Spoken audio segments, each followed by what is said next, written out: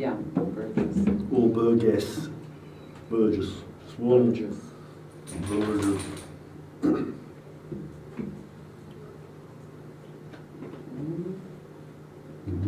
There's actually a story coming up called The Life of Brian Edward Randall Burgess Gozens. Yeah, it's an autobiography. It's a mouthful. Yeah, but it's a piss take on the life of Brian, Yeah. which I've had all my life. You know what I mean? So we're live, Brian. Go ahead. What do you mean we're live? Start doing something.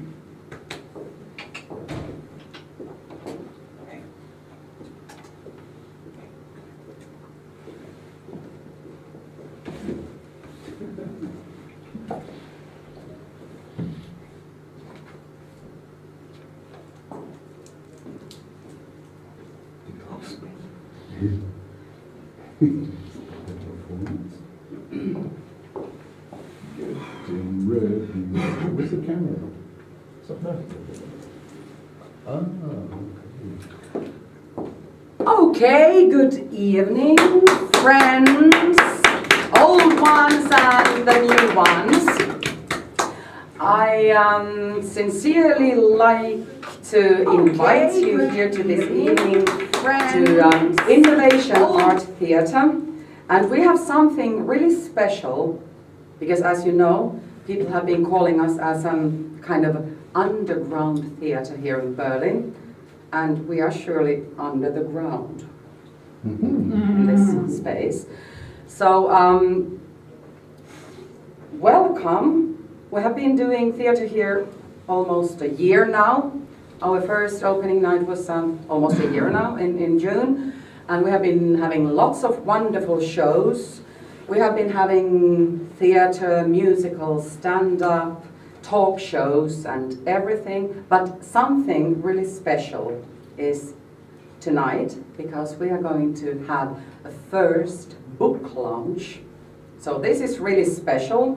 Thank you for being here, all of you. And I would like to welcome to the stage the man we have been seeing doing music, the man we like to party with, the man everybody loves, but above everything else, he is also a really, really, really wonderful poet. So please give applause to Brian Burgess.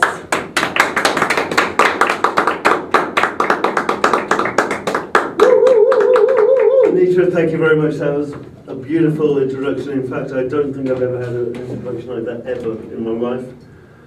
And it's a pleasure to be here at the InnovationArt Theatre to present this collection of poems which I've been hanging around with for the last 35 years. It basically started off as this little book here of just stuff I'd write down, but I wrote it down so carefully. I wrote it down without any spelling mistakes, as though every single word meant something. It meant something so special to me.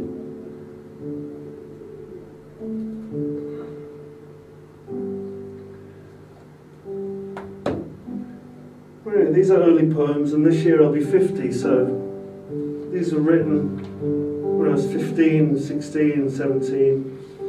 The last ones were when I was 19 years old. I decided to come to Berlin because well, I needed something to do, basically. I couldn't stay there. So I'd like to just read you out some of the poems I wrote down there as a child, as a young boy. A boy.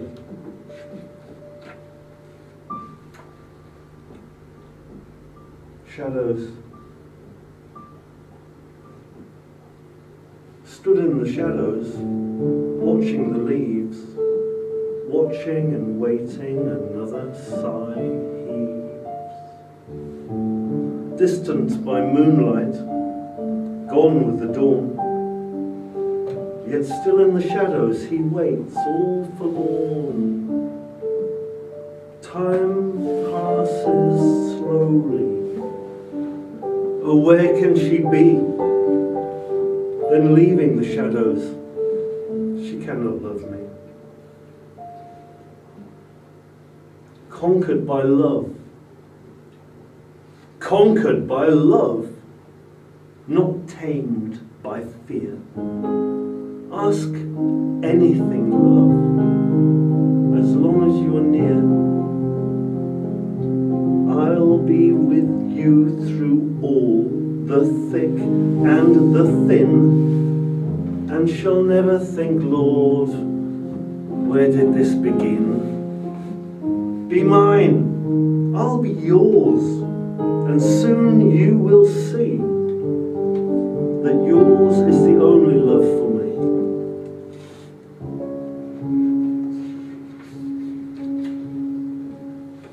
A walk in the wilderness, a walk in the country. I'm that type of guy. I stare at the birds and wish I could fly. I watch out for foxes and climb the odd tree, an adventure playground where everything's free. I catch little bugs and press the odd flower and watch spiders spin webs for hour after hour. And look at the rabbits, they've come out to play. I'm here every dusk at the end of the day. This poem's called A Rich to a Rag. This is a very posh party, a very posh do. You wouldn't fit in, well, just look at you. Your clothes are all torn, you have no shoes, you look very worn, you could do with a cruise. Ah, but money, of course, you are very poor, so turn around and go now. You see there the door.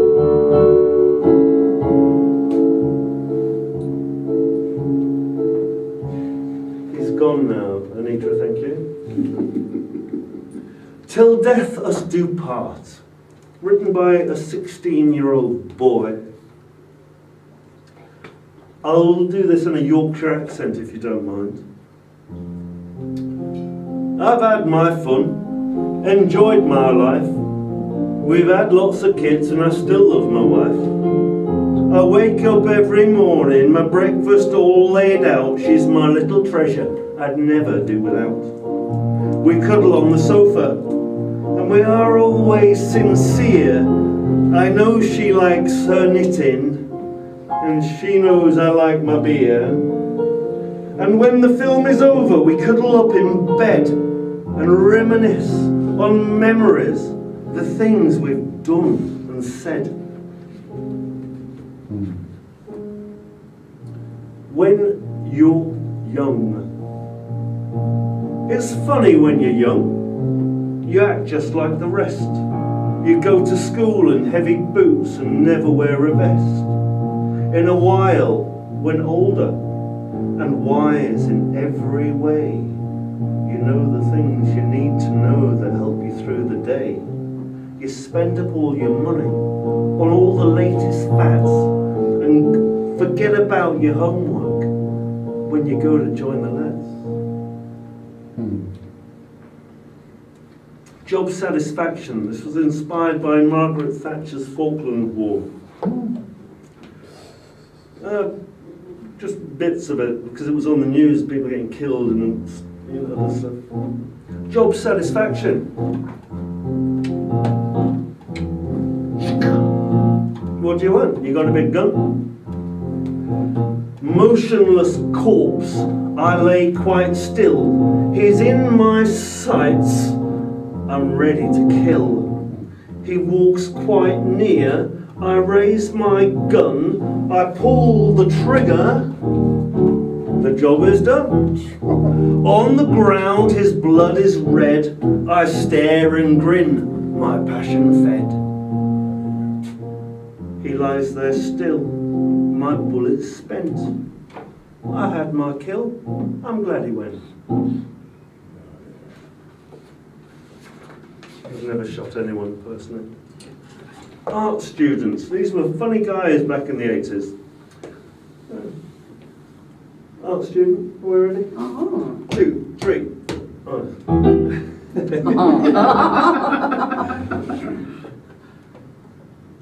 I act so strange, but that's my style. Let me impress you. Hang around a while.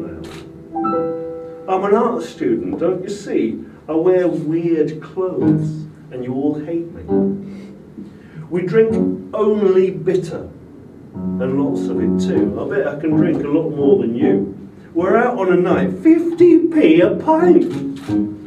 If I see you, I'll nod and say, you alright?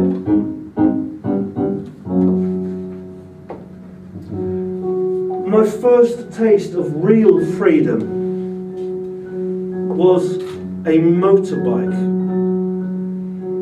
from Suzuki. It was an AP50. They came in 2 different colours, red and blue. Mine was red. Unrestricted. The other boys had restricted motorbikes. They'd do 32 miles an hour. That was for pussies. Mine did 65 miles an hour at best, okay? My bike 2-wheeling, AP50 Suzuki, very, very important. I'm king of the road. Wow, what a feeling. Keep 50 miles an hour on the roads 2-wheeling. My engine roaring loudly along the Wilbur Straight. A sense of independence that makes me feel just great. 50 miles an hour, so okay, wow, big deal, but it doesn't take much more than that to make me feel the way I feel. A blurred red streak, I whiz around at a law-forbidden pace. Over the hills I vanish, and I'm gone, without a trace. People take a look and say, look at the mud and rust, but I kick her off and slap her down and leave them in the dust. Unfortunately, she's ill right now and she has to take a rest. So forget about the MOT, she'll never pass the test. But oh, so soon she will be back and I will be free without a care, whizzing down the road so black as people stop to stare.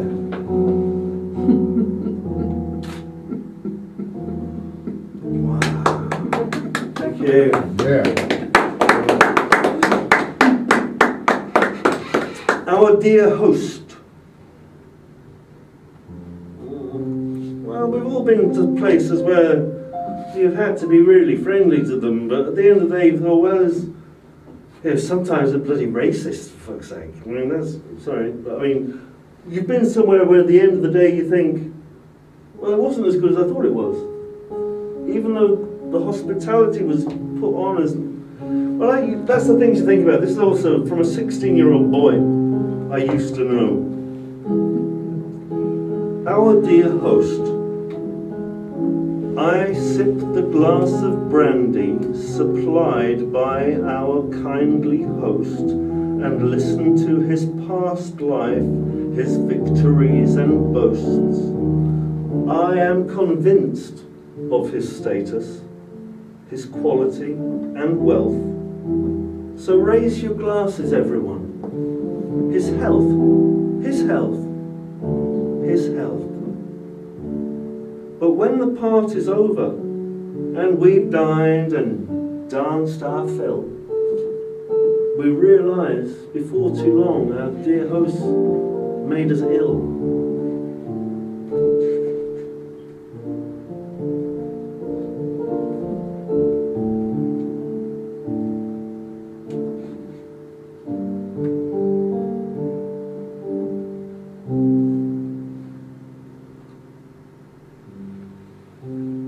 Yeah. apple trees so beautiful, swayed by breezes never heard, unaffected by everything else.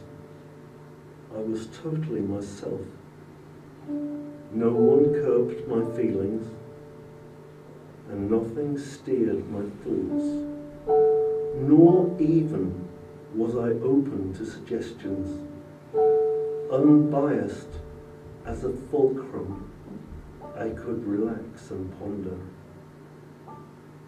The sunlight blazed on nature. It dances through the reaching branches.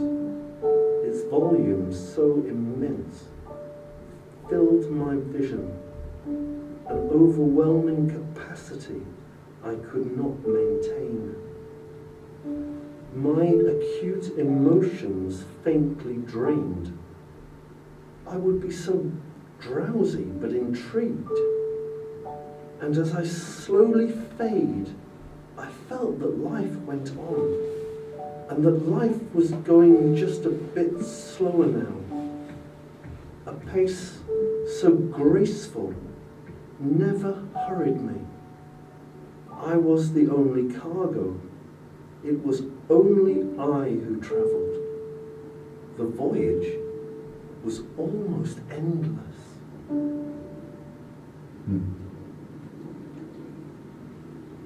Thank you, Anita. That was beautiful.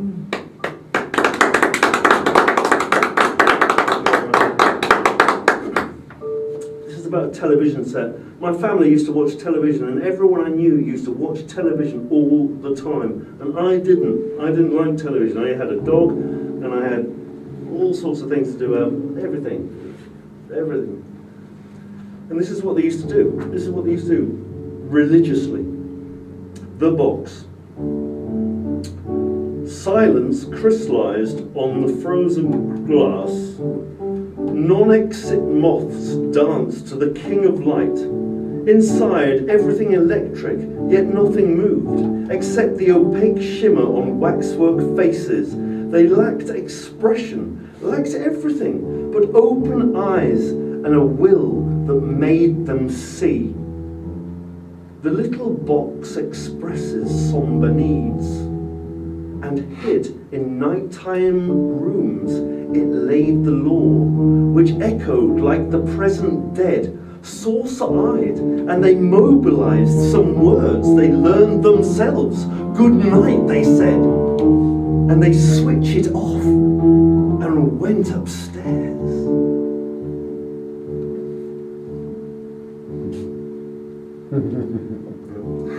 Thank you.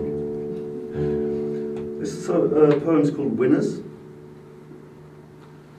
Those with inspiration scolded our designs, our ideas belittled. They wanted us not, but we fraternized with challenge, a typical product of the era. The result was foreseeable, predictable, believable. The solution lay in hidden clues. Many tried and only warped their hollow frames in confused anguish. There were no obvious winners. Silent ones who prowl like vagrants. Winning is by chance, losing nothing new. Nothing is their domination, but there are many think there is. A form of anarchy refined into acceptance, and we all gulp it down. The only real power comes from pockets, and which we putty the society and mould their points of view.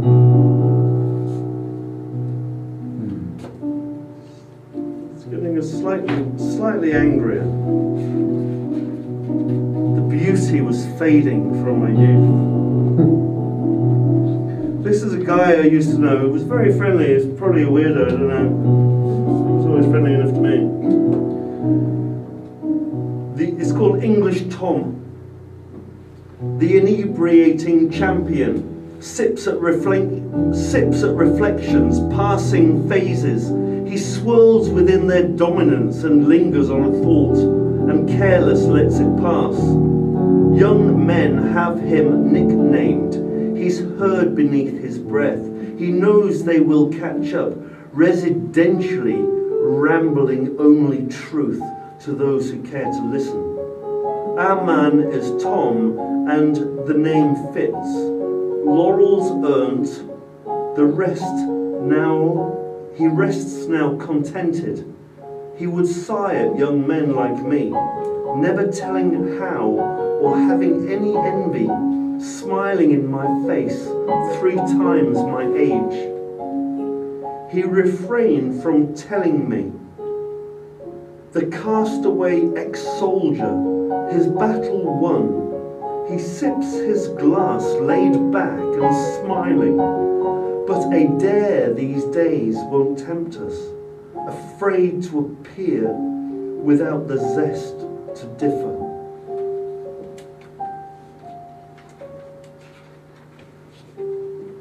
The roads are dead.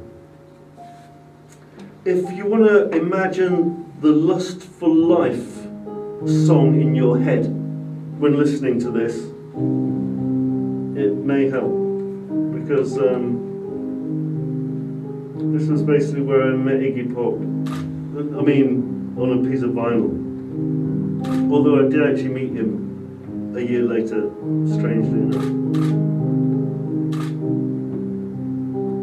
Curling down, this hasn't got anything to do with hypnotising chickens, okay? I'll just get that in, alright. But if I'd have put it in those days, it would be so funny now, really. Anyway.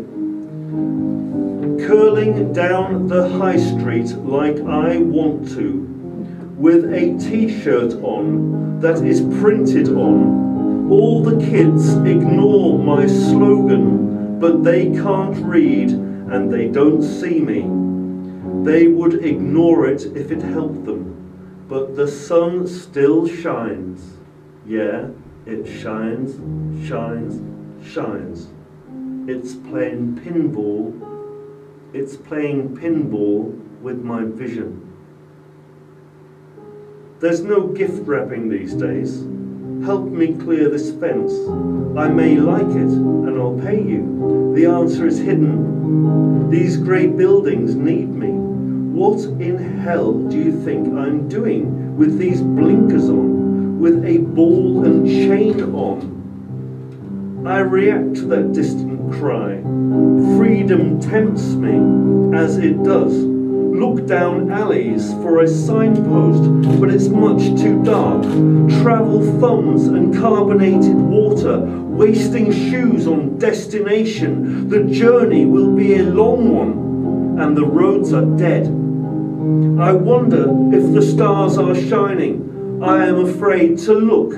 What if they reject me, or second best, an insult? I will point my bristles forwards. Let me take myself away. It may be hard to find, but I can take the pain.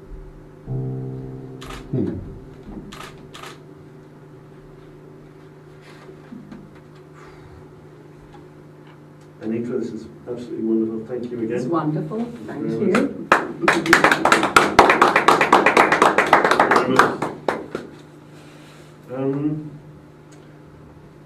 Yeah, so we've got 3 more left. And this again is a very sensitive one. Yeah, this is a nice sort of slow, yeah, go on. It's called Thoughts of You. It was on a train from York to Canterbury, which is quite a long distance in England. In America, nothing. Thoughts of you on a train away. I'm nearing you, but further still. I'll pass your way unkissed, unseen I'll pass you by. Northward bound, not homeward, an enemy I fail to see, casts clouds on sunlight's harmony and shrouds my thoughts of you. Memories of much better days, like toys in children's hands they play. I love you more as time goes on, in every single way. If 8 weeks has been forever, then immortal I must be. Wicked dogs in lonely corners, untamed I master these. Alone in unmarked alleyways, moths gathered at the crossroads, realistic of bait, and see who's biting, and everywhere the lamplight shines. I did not think this would be painless. Love's nurses, hours, underwing. This makes me stronger still, so I smile with thoughts of you.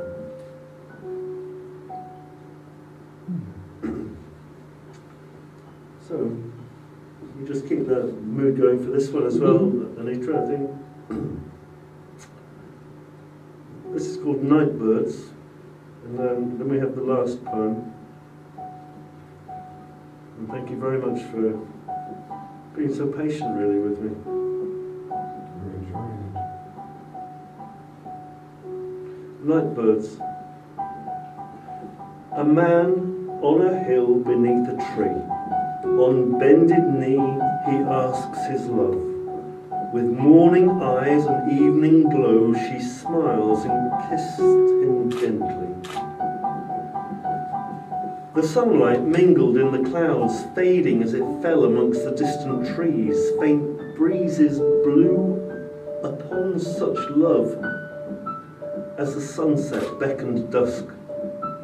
In his arms a tearless girl beheld, and as yet unanswered restless came. Their united shadows stretched away as the grass with moonlight dampened. An embrace so perfectly disturbed. They kissed in Nightbird's serenade, moonlit neath a shrine of white. Her fingers stroked his face. Upon her cast his longing eyes, and lightly held against the breeze, a silhouette against the sky, the silver moon-struck clouds gazed on. As an hour of darkness passed, her eyes returned a warming fix. An anxious man now understood, and on the grass in love they kissed.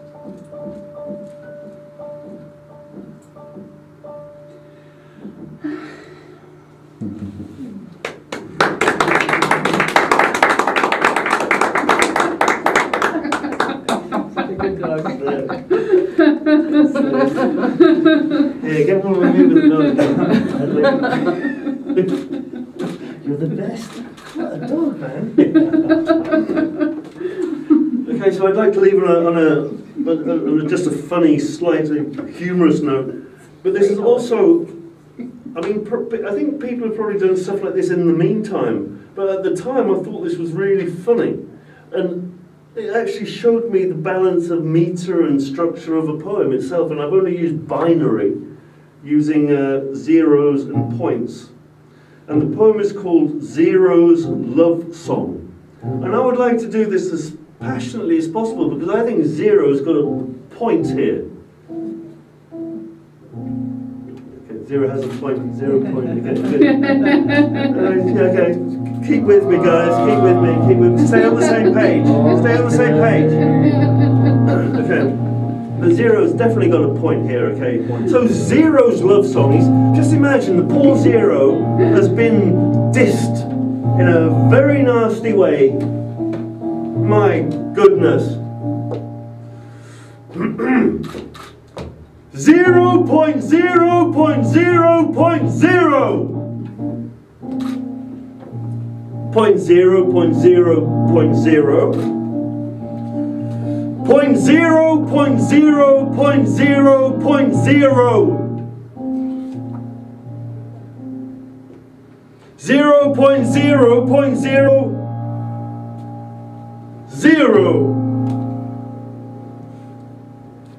Point zero. Point zero, zero, point zero.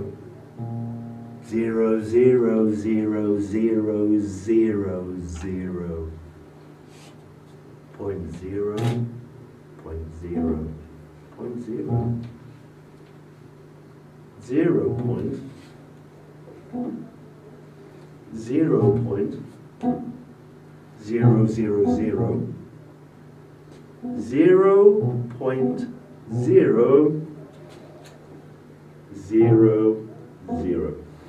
Thank you very much indeed.